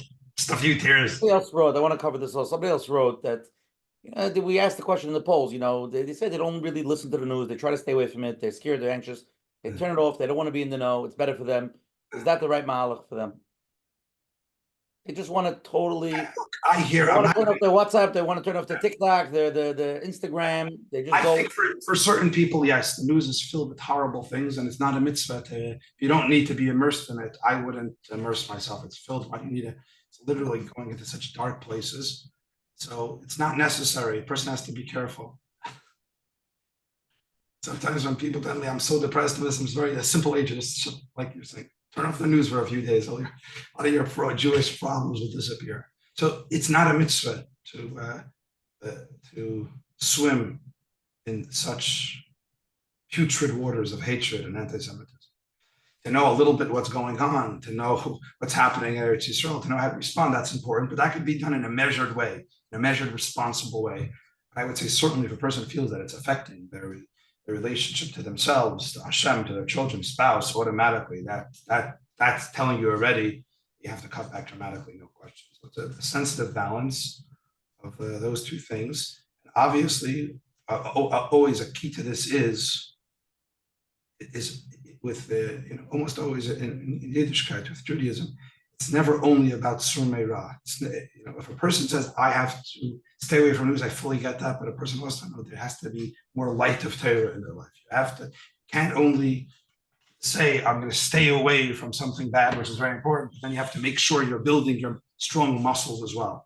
Stay away from the weakness, allow the weakness to heal, but you need to strengthen the neshama or the other parts of your body. Right, so if you have one limb on your body that's weak, you need to protect it. That needs protection.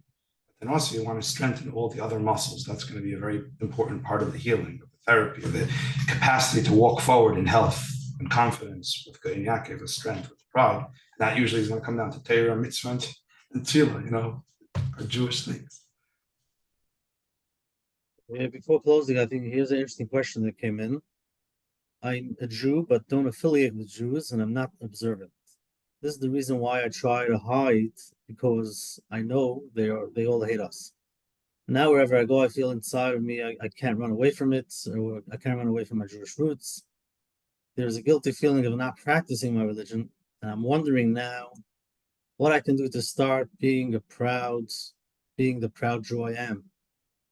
Yeah, very beautiful. Thanks for your honesty. Oh, that was anonymous, huh? Beautiful question. It's a real question. It reminds me, I just want to tell the questioner, it reminds me of there's a book that was written by Dara Horn.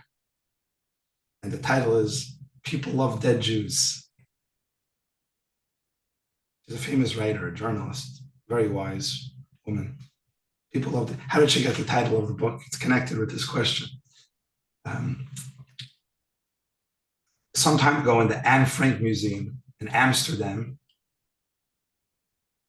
which is a museum that millions of people come to every single year, mostly Europeans, non-Jews, go to the Anne Frank Museum. The Anne Frank Museum was the house where Anne Frank hid and wrote her famous diary. In that attic, that's where the museum is. There was an employee who was a Jew who wore a yarmulke. He was a shtickle from, wore a yarmulke. Kept, I don't know how.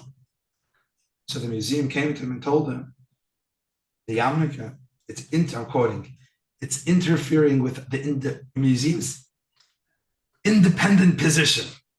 Please wear a baseball cap on top of the person said, I'm Jewish. I'm going to celebrate my identity with pride. Now I'm not. No, they went back and forth for 6 months. The museum negotiating. After 6 months, Anne Frank Museum told this from employee with a yarmulke, said we decided you could wear your yarmulke without a baseball cap. So Dara Horn said about this, she says two things.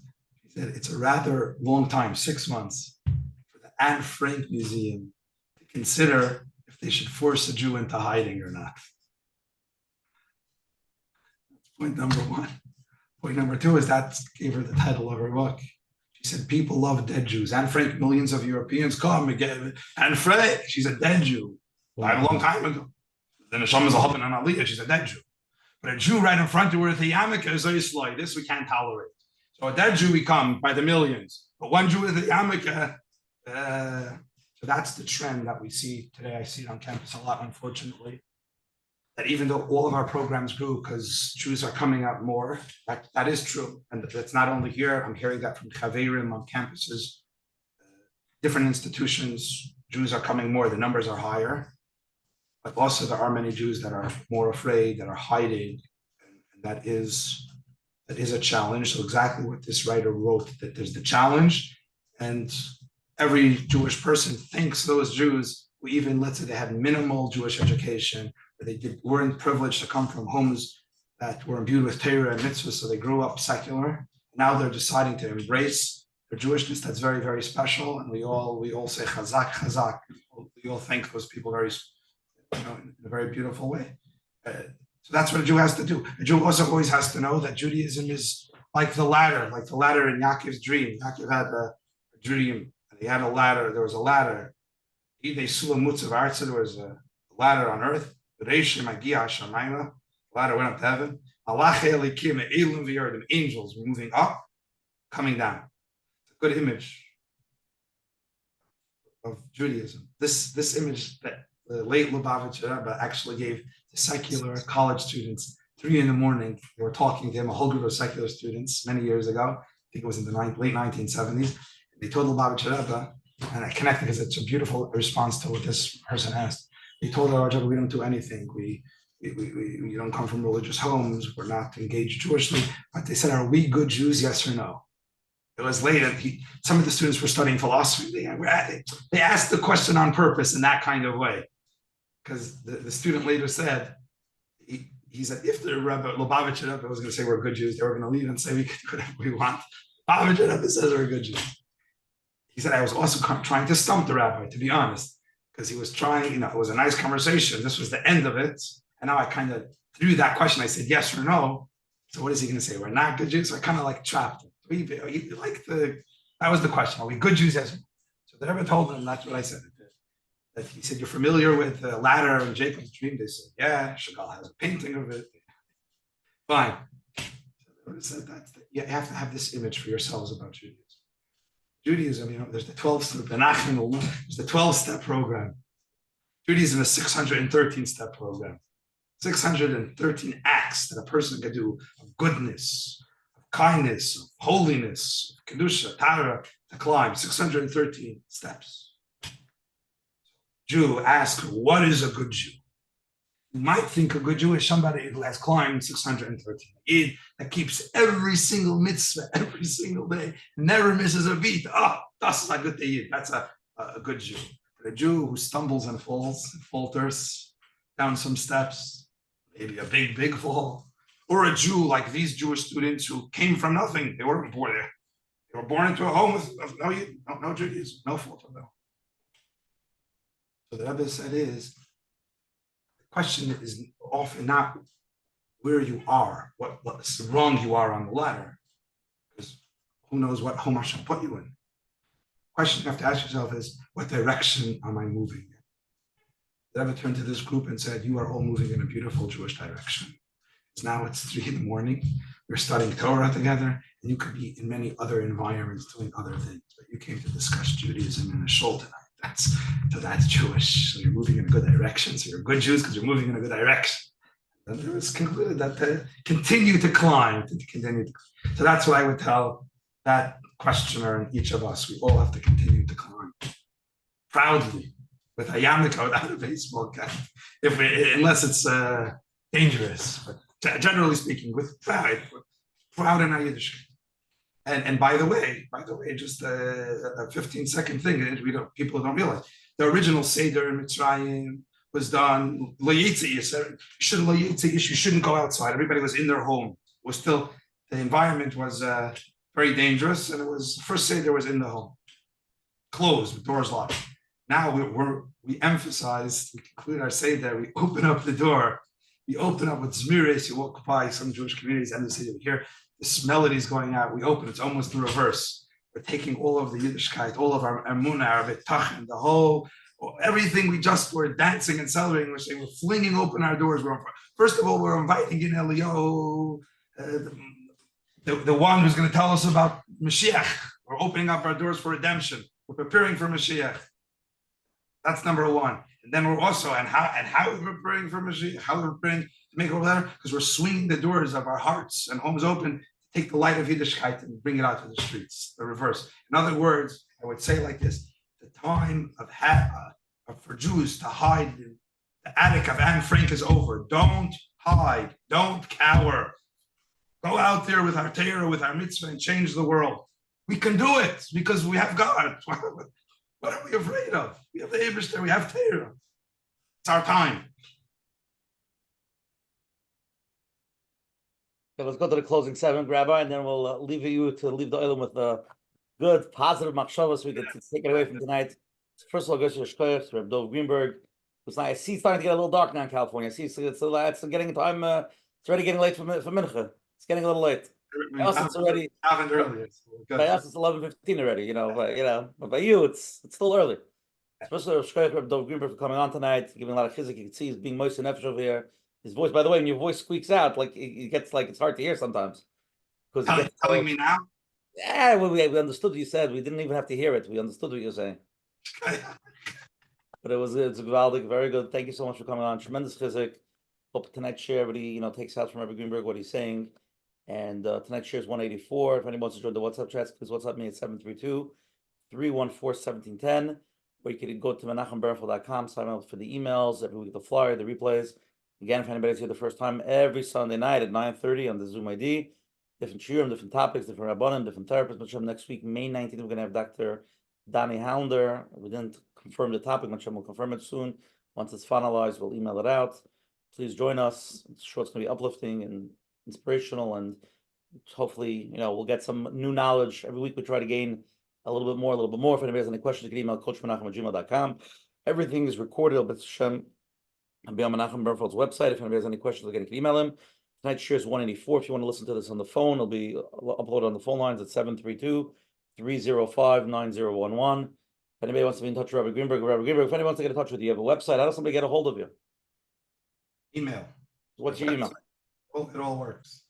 Say that again? The website, right at Stanford, email. What is it? Oh, my email is dovgreenberg@gmail.com. Rabbi Greenberg @gmail.com?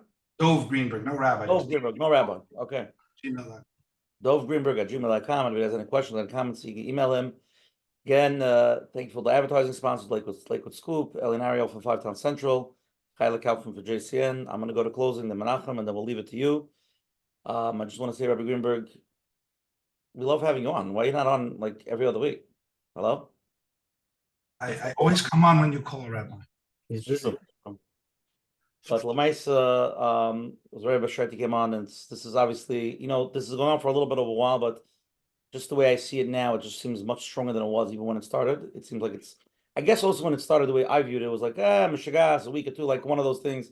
But it looks like it's actually, picking up steam, and it's actually more, and it's very bothersome as a normal, forget about Jews, not Jews, like that's like a technical part. It's just so absurd, you know what I mean? And I think as normal functioning, and I do feel most goyim that I deal with that are normal people, they're like, this is craziness, you know what I mean?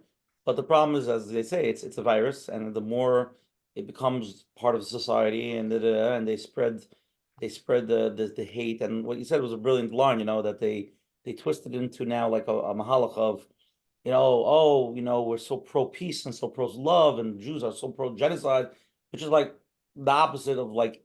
They inverted what we taught the world is evil. We taught the world of what democracy is.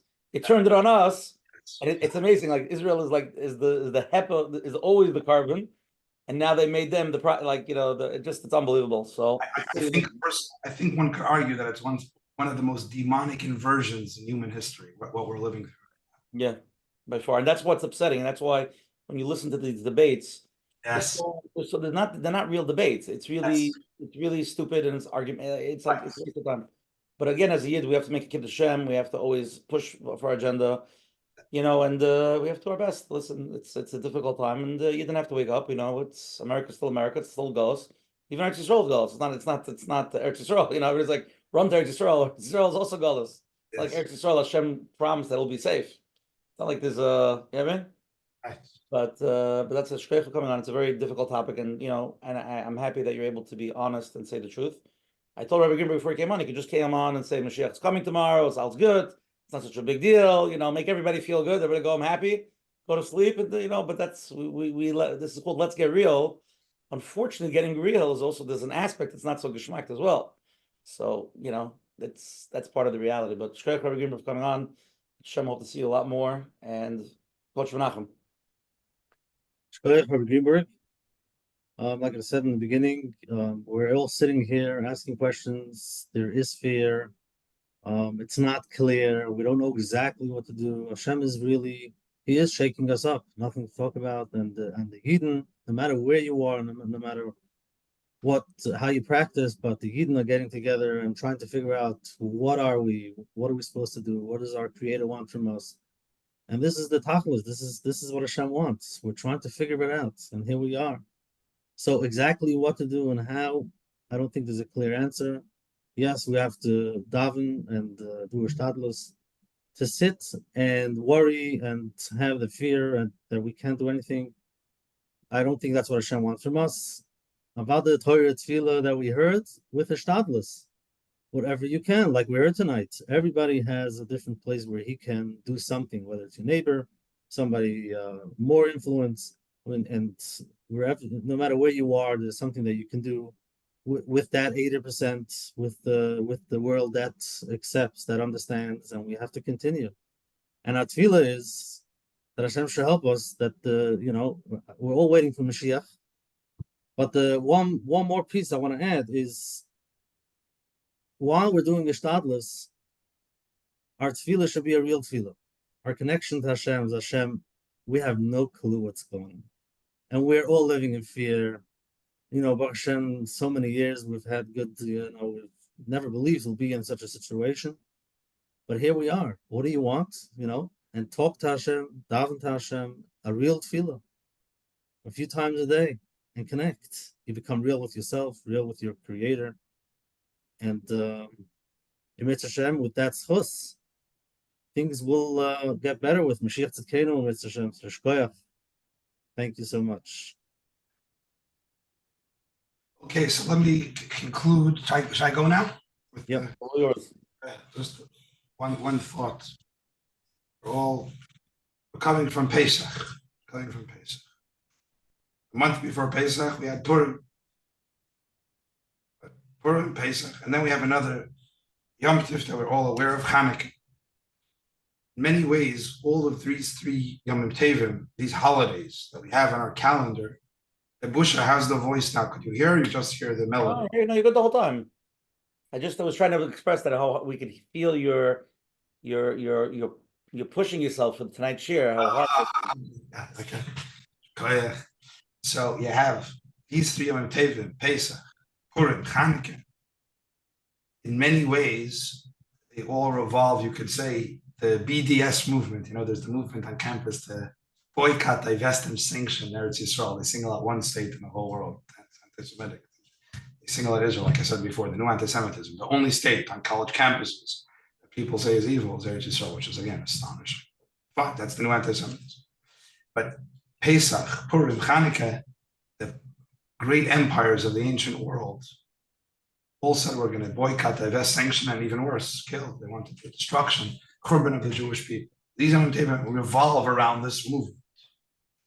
Now we all know if I would ask, what do we eat? What are the delicacies on these Yom Tov? We all know.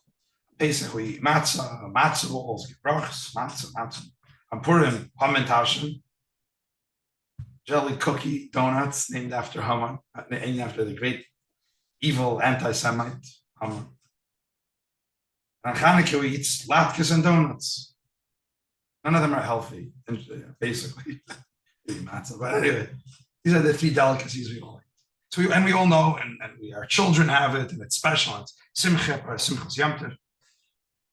But it's often it's easy for a frum Jewish person, somebody who's engaged Jewishly, to experience Pesach, Purim, and Hanukkah and eat these delicacies and miss a profound teaching that Yiddishkeit is trying to convey to us via these delicacies.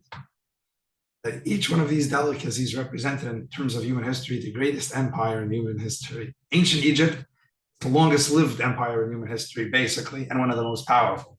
Ancient Mitzrayim stood for over 1,000 years.